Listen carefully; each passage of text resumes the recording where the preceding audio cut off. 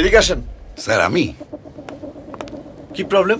Sir একটু কথা বলতে চাইছিলাম স্যার। জি বলেন।